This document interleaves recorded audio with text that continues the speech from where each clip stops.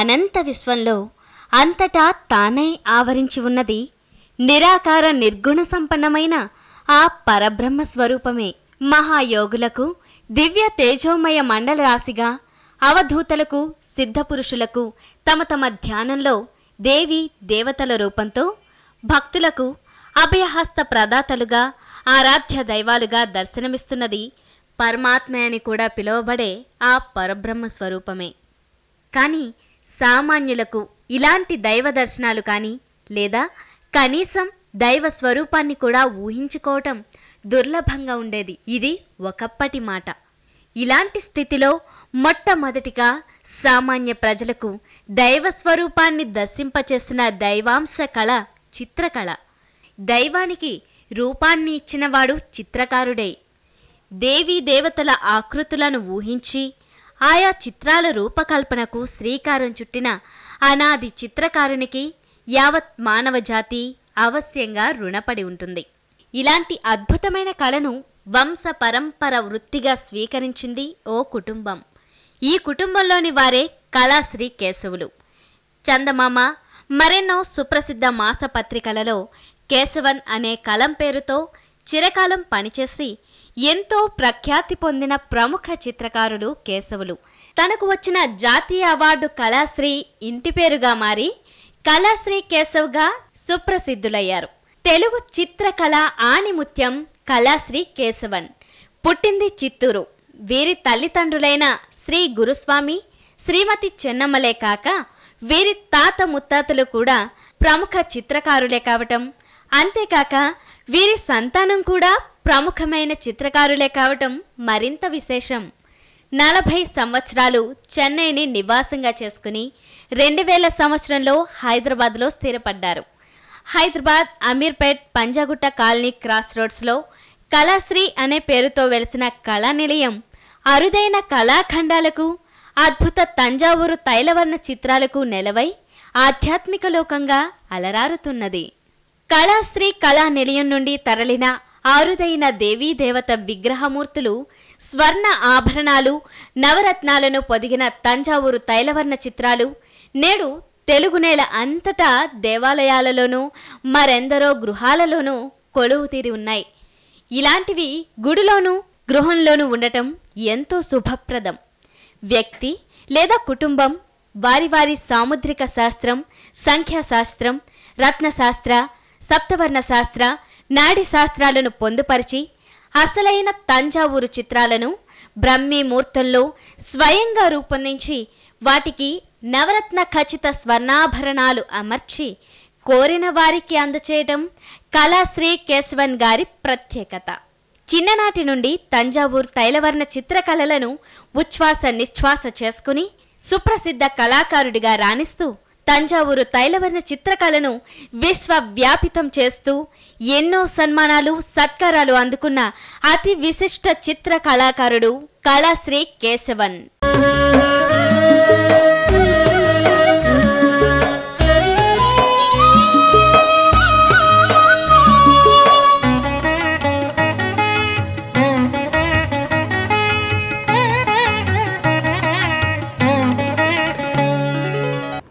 నమస్తే, నా పేరు కేశవ గురుస్వామి. ప్రభుత్వం గురు శిష్య పరంపర అనే తంజావూరు చిత్రకళకు గాను గురువుగా నన్ను ఇక్కడ నియమించారు. భారతదేశంలో మొట్టమొదటిసారిగా తంజావూరు చిత్రకళకి గురువుని నన్ను నియమించటం నా పూర్వజన్మ సుకృతంగా నేను భావిస్తున్నాను. 500 మంది శిష్యుల్లో 10 మందిని మాత్రం ఎన్నిక చేసి ఆ 10 మందిలో వర్ణశాస్త్రంలో కానీ రత్నశాస్త్రంలో కానీ అనుభవం ఉన్నవారిని ఎన్నుకొని అన్నిటినీ పరిశీలించి ఎన్నుకోవటం జరిగింది. ఈ గురు శిష్య పరంపర అన్నది తంజావూరు చిత్రకళలో ఎందుకు ప్రవేశపెట్టారు, ఇది కాకుండా ఇతర చిత్రకళల్లో కూడా గురు శిష్య పరంపర అన్నది ఉన్నదా, ఆధ్యాత్మికమైన గురు శిష్య పరంపర కాకుండా చిత్రకళలో ఎందుకు ప్రవేశపెట్టారన్నది ఇప్పుడు నేను వివరించి చెప్తున్నాను. అంతేకాకుండా ఈ చిత్రకళలో ఎన్నికైన శిష్యులు ఉన్నారు, వాళ్లకున్న ధర్మ సందేహాలు అంటే చిత్రకళలో వారికున్న అనుమానాల గురించి సందేహ నివృత్తి చేస్తూ ప్రతి చిత్రానికి ఉన్న సంకేతాలు ముద్రాస్, ఒక్కొక్క ముద్ర ఒక్కొక్క సంకేతానికి చిహ్నంగా నిలబడుతుంది. ఉదాహరణకి వెంకటేశ్వర స్వామి మకర అంశంలో పుట్టాడు, ఆయనకు మకర కుండలాలు ఎందుకు వేస్తున్నాం, ఆయనకు మకర తోరణం ఎందుకు తయారు చేస్తున్నాం అన్న విషయాలు కొన్ని వివరించి చెప్తున్నాను. లక్ష్మీ స్థానంలో పద్మం ఎలా ఉండాలి, దాని వర్ణన ఎలా ఉండాలి, ఏనుగులు ఎలా ఉండాలి అన్నది, ఇలాంటివి ఒక్కొక్క నక్షత్ర ప్రకారం దేవతా నిర్ణయం కూడా ఉంది. నా శిష్యులలో వీళ్ళకి సాంప్రదాయంగా శాస్త్రీయంగా నేర్పించాలని తర్ఫీదు ఇస్తున్నాను. ప్రస్తుతానికి వీరు 3 నెలల శిక్షణా కాలాన్ని పూర్తి చేసి వారి యొక్క అనుభవాన్ని మెల్లమెల్లగా అభివృద్ధి చేసుకుంటూ వస్తున్నారు. చిత్రకళలో కూడా మెళకువలు తెలుసుకొని నా పేరుకు తగ్గట్టు గురువులుగా వాళ్ళు గురు శిష్య పరంపర కొనసాగించాలని ఆశిస్తున్నాను. ఇప్పుడు నా శిష్యులు ఒక్కొక్కరు చిత్రకళలోని సందేహాలకు, ప్రశ్నలకు నేను సమాధానం చెప్పాలనుకుంటున్నాను. గురుగారికి నమస్కారం అండి. నా పేరు లావణ్య. నాకు కలిగిన సందేహం ఏమిటంటే, తంజావూరు చిత్రకళ అనేది చాలా ప్రాచీనమైన చిత్రకళ. అసలు దీనికి గురువు ఎవరు, ఇది ఎక్కడ పుట్టింది, వేదశాస్త్రాలలో ఉండేది గురు శిష్య పరంపర అనేది, ఈ గురు శిష్య పరంపరకి తంజావూరు చిత్రకళకి సంబంధం ఏంటి? వేదకాలం నుండి వ్యాసుడు వేదాల్ని విపులీకరించి శిష్యులకు పంచిపెట్టాడు అందులోని జ్ఞాన సారాంశాన్ని. దానిలో ఉన్న విజ్ఞానం అనంతమైనది. ఆ విజ్ఞానపరంగా గురు శిష్య పరంపర కొనసాగించాడు. వారికి అందిన వేద విజ్ఞానాన్ని తరతరాలుగా అందిస్తూ వచ్చాడు. ఆ తర్వాత కొన్ని వేల సంవత్సరాల తర్వాత కాలడి అనే కేరళలో ఓ కుగ్రామంలో ఆది శంకరాచార్యుల వారు కాలడి నుండి కాలినడకతోనే ఆసేతు హిమాచలం వరకు నడుచుకుంటూ వెళ్ళి శక్తిపీఠాలను స్థాపించి దాని యొక్క ప్రాముఖ్యతను, వేదాలలోని ప్రాముఖ్యతను తెలుపుతూ గురు శిష్య పరంపరతో, దైవ స్మరణతో ఆధ్యాత్మికంగా ఎన్నో మఠాలు స్థాపించారు. ఇప్పటికీ అవి జ్ఞానాన్ని ప్రసాదిస్తూనే ఉన్నాయి సమాజానికి. అటువంటి అద్భుతమైన గురు శిష్య పరంపర అన్నది ప్రభుత్వం గుర్తించి చిత్రకళలో కూడా సాంప్రదాయపరంగా శాస్త్రీయంగా అందించే వాళ్ళు ఎవరున్నారని వెతికి నన్ను పట్టుకోవడం జరిగింది. అది నా మహద్భాగ్యంగా, పూర్వజన్మ సుకృతంగా భావిస్తున్నాను. దానిలో శాస్త్రీయ మెళకువలు, సాంప్రదాయంగా వస్తున్న ఆచార వ్యవహారాలు ఆధ్యాత్మికంగానూ కలిపి రంగరించి రంగవల్లిగా తయారు చేసి వారి ముందు ఉంచుతున్నాను. ఆ చిత్రకళలో ఉన్న ముద్రలను, సంకేతాలను వివరించి వాళ్ళకి చెప్తున్నాను. వీరికొక్కరికే పరిమితం కాకూడదు, ప్రపంచమంతా తెలియజేయాలనే సదుద్దేశంతో, త్రికళా జ్ఞానంతో మీ ముందుకు వస్తున్నాను. ఈ గురు శిష్య పరంపర అన్నది కొనసాగుతూనే ఉంది. చిత్రకళలో సామాన్యంగా పిచ్చి పిచ్చిగా గీసే బొమ్మలని కొందరు అనుకుంటారు. కానీ ఒక స్త్రీమూర్తి పాలవెల్లిని స్ఫూర్తిగా తీసుకొని ఇంటి ముందు రంగవల్లిగా తయారు చేస్తుంది. ఆ రంగవల్లులే చంటి బిడ్డలకి ప్రతి ఇంట చిత్రకళకి ప్రేరణ అవుతుంది. ఒక స్త్రీ తన చిత్రకళని ఉదయం నిద్రలేచిన వెంటనే ముగ్గులతో ప్రారంభించి ఇళ్ళకి పేడతో కల్లాపి చల్లి ఆ ముగ్గులు వేయటం నుండి చిత్రకళకు ఒక ప్రేరణ తన పిల్లలకు కలిగించటమే కాకుండా ఇంటినంతా చక్కగా అలంకరించడం జరుగుతుంది. ఈ అలంకార శాస్త్రం ఆ స్త్రీ నుండే బయలుదేరింది. స్త్రీకి త్రికళా జ్ఞానానికి సంబంధం ఉందేమో కానీ ఒక స్త్రీ నవగ్రహాలకు సంకేతం. ఆమె పెట్టుకునే బొట్టు సూర్యుడికి ప్రతీక. ఆమె ధరించే కాలిమెట్టలు వెండి కానివ్వండి, ముత్యాలు కానివ్వండి, ఇవన్నీ చంద్రుడికి ప్రతీక. కుజాంశంతో పగడాన్ని కూడా ధరిస్తుంది మంగళసూత్రంలో. ఒక భారత స్త్రీకే ఇవన్నీ ఉన్నాయి, ఈ అర్హతలు ఉన్నాయి. ఇంకా ప్రపంచంలో ఏ స్త్రీకి ఈ అర్హతలు లేవు. ఇంకా బుధాంశంతో పచ్చటి చీర ధరించటము, పువ్వులు తలలో పెట్టుకోవటం, ఇవన్నీ కాకుండా గురువు యొక్క అనుగ్రహం ఉన్న బంగారు రంగు పసుపుని, ఆ ఛాయని శరీరానికి పూసుకోవటం ద్వారా గురువు యొక్క అనుగ్రహం లభిస్తుంది. స్వర్ణం ధరించటం ద్వారా, అంటే గురువు యొక్క లోహము స్వర్ణం, దాని ద్వారా కూడా గురువు యొక్క అనుగ్రహాన్ని స్త్రీ పొందుతుంది. ఇలాగ నవగ్రహ అనుగ్రహాలున్న మెటీరియల్స్, లోహాలు వాళ్ళు ధరిస్తున్నారు. అది ఒక్క భారత స్త్రీ మాత్రమే ఆ అర్హత ఉంది. సాంప్రదాయపరంగా, ఆచారపరంగా ఇంతవరకు ఏ దేశంలో లేనటువంటి నవగ్రహ అనుగ్రహం ఉన్న స్త్రీ ఒక భారత స్త్రీనే. కాబట్టి ముఖ్యంగా నా శిష్యులను స్త్రీలనే ఎన్నుకోవటం జరిగింది.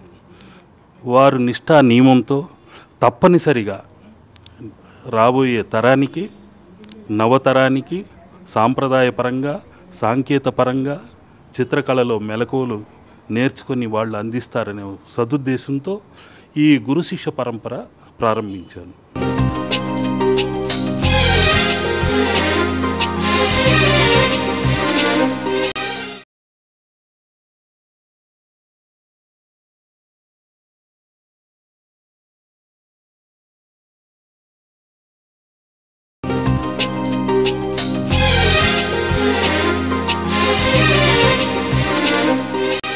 మొట్టమొదటిసారిగా భాగ్యనగరంలో ఇక్కడ నుండే గురు శిష్య పరంపర కొనసాగుతూ వస్తుంది.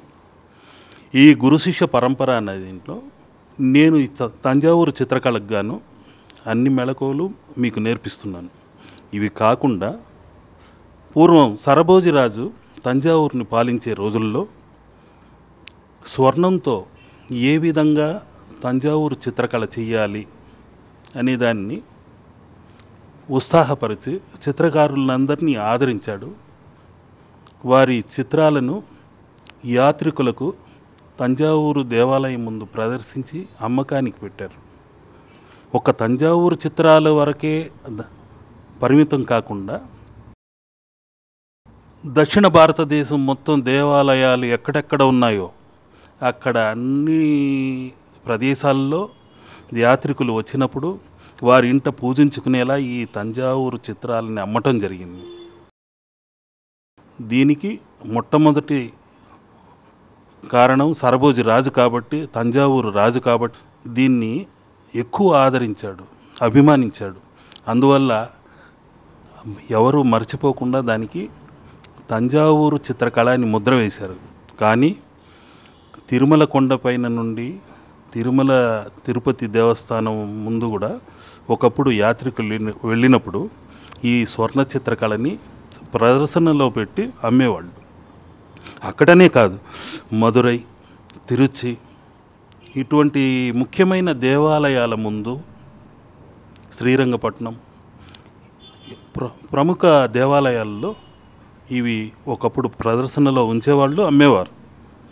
ప్రజలు ఆదరించేవారు. ఎందుకంటే ఆ రోజులలో ప్రింటింగ్ అన్నది లేదు. దేవతామూర్తులు ఏ విధంగా ఉంటారో తెలియదు. గుడి లోపల ఉన్న దేవుడి విగ్రహాన్ని చూసి మొక్కుకోవటమే తప్ప ఎలాంటి పరిస్థితుల్లో వారికి దేవతా చిత్రాలు ఇలా ఉండాలి, మన ఇంట్లో పెట్టుకోవాలని తెలియదు. తంజావూరు చిత్రాలు అనేది కేవలం భజన మందిరాలలో, జమీందారుల ఇళ్లల్లో, రాజుల ఇళ్లల్లో మాత్రమే ఉండేవి. ఎందుకంటే అతి విలువైన చిత్రాలు ఇవి, సాంప్రదాయ చిత్రాలు ఇవి. 600 సంవత్సరాలైనా చెక్కు చెదరకుండా నిలబడే చిత్రాలు ఇవి. అంతేకాకుండా స్వర్ణవర్ణ చిత్రాలు అనేది ఇది ఒక్కటే ప్రపంచంలో ఉంది. దీనిలో సెమీ ప్రెషియస్ స్టోన్స్ అంటే ఉపరత్నాల ద్వారా అలంకరణ చేయటము, 24 క్యారెట్ గోల్డ్ రేక్తో ఆభరణాలన్నీ అలంకరణ చేయటము ఇవన్నీ జరుగుతుంది. ఈ తంజావూరు చిత్రకళ గురు శిష్య పరంపరగా తంజావూరు నుండే ప్రారంభమైందని చెప్పవచ్చు. కానీ అన్ని దేవాలయాల్లో దక్షిణ భారతదేశం అంతటా ఇప్పుడు ఈ చిత్రకళని ఆదరిస్తున్నారు. మెల్లమెల్లగా దేశ విదేశాల్లో కూడా నా చిత్రాలు ఉన్నాయి. జాతీయ అంతర్జాతీయ అవార్డులు రివార్డులు అందాయి ఆ భగవంతుడి కృప వలన. నమస్కారం గురుగారు. నా పేరు విజయలక్ష్మి అండి. ఈ చిత్రకళలో వర్ణశాస్త్రం రత్నశాస్త్రం ఉన్న సంబంధం ఏమిటి? చిత్రకళలో వర్ణశాస్త్రానికి సంబంధించిన అనుభవం ఉండాలి, రత్నశాస్త్రానికి సంబంధించిన విజ్ఞానము ఉండాలి. ఎందుకంటే మరకత పచ్చ విష్ణువు వక్షస్థలం పైన ఉంటుంది. కాబట్టి మనం ఒక విష్ణువు చిత్రాన్నో వెంకటేశ్వరుడి చిత్రాన్నో తయారు చేసేటప్పుడు రెడ్ స్టోన్ పెట్టేస్తారు తెలియకుండా. అలాగే కాదు, పచ్చని రంగు ఉన్న రాయినే అక్కడ ఆయన హృదయ స్థానంలో పెట్టాలి.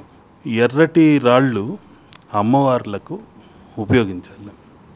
ఒక్కొక్క జాతి రత్నము ఒక్కొక్క విధమైన ఫలితాన్ని ఇస్తుంది. కానీ ఇప్పుడు మనం వాడేది చిత్రకళలో ఉపరత్నాలు మాత్రమే.